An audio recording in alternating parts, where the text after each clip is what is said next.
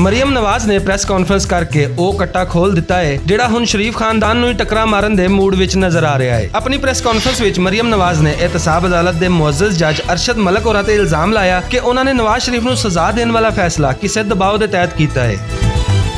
क्या इंसाफ ये है कि किसी जज की बदआमालियों की सजा कोई बेकसूर भुगते? इस इल्जाम के जवाब में एहतसाब अदालत के मुअज़्ज़ज़ जज साहब ने एक प्रेस रिलीज राही ना सिर्फ अपने उत्ते लगन वाले इल्जाम नूं मन घड़त ते बेबुनियाद करार दिता बल्कि यह भी दस्सिया कि शरीफ खानदान ने फैसला अपने हक विच करवाउण लई ना सिर्फ उन्हां नूं रिश्वत की आफर की बल्कि संगीन नताए दीआं धमकियां भी दित्तियां। इस सारे मामले ते हुकूमती तर्जमाना का आखना है कि मरीम नवाज की प्रेस कॉन्फ्रेंस में विखाई जाने वाली वीडियो का फॉरेंसिक ऑडिट होना चाहिए है क्योंकि ये इल्जाम एक जज ते नहीं बल्कि पूरी अदलिया ते लाया गया है। आप देखें जो कल कहा गया आज जज साहब ने उसकी नफ़ी कर दी है।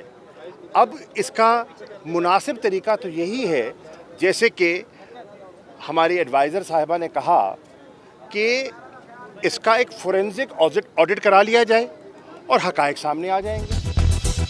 दूजे पासे कानूनी माहिरीन का आखना है कि मरीम नवाज की प्रेस कॉन्फ्रेंस ने शरीफ फैमिली ਲਈ मजीद मुश्किलात पैदा कर ਦਿੱਤੀਆਂ ਨੇ ਤੇ ਹੁਣ ਇਹ ਸਾਰੇ ਮਾਮਲਾਤ ਅਦਾਲਤ ਵਿੱਚ ਜਾਣਗੇ ਤੇ ਫਿਰ ਅਦਾਲਤ ਹੀ ਫੈਸਲਾ ਕਰੇਗੀ ਕਿ ਕੌਣ ਸੱਚਾ ਹੈ ਤੇ ਕੌਣ ਝੂਠਾ। ਸਾਨੂੰ ਯਾਦ ਹੈ ਕਿ ਮਰੀਮ ਨਵਾਜ਼ ਨੂੰ ਇੱਕ ਵਾਰੀ ਅਦਾਲਤ ਉਜ਼ਮਾ ਝੂਠਾ ਕਰਾਰ ਵੀ ਦੇ ਚੁੱਕੀ ਹੈ ਤੇ ਜੇ ਮਰੀਮ ਨਵਾਜ਼ ਦੁਬਾਰਾ ਝੂਠੀ ਸਾਬਤ ਹੋ ਗਈ ਤੇ ਫਿਰ ਨੂਨ ਲੀਗ ਦਾ ਸਿਆਸੀ ਬਿਆਨੀਆ ਕੀ ਹੋਵੇਗਾ। असगर अली, भुलेखा टीवी, लाहौर।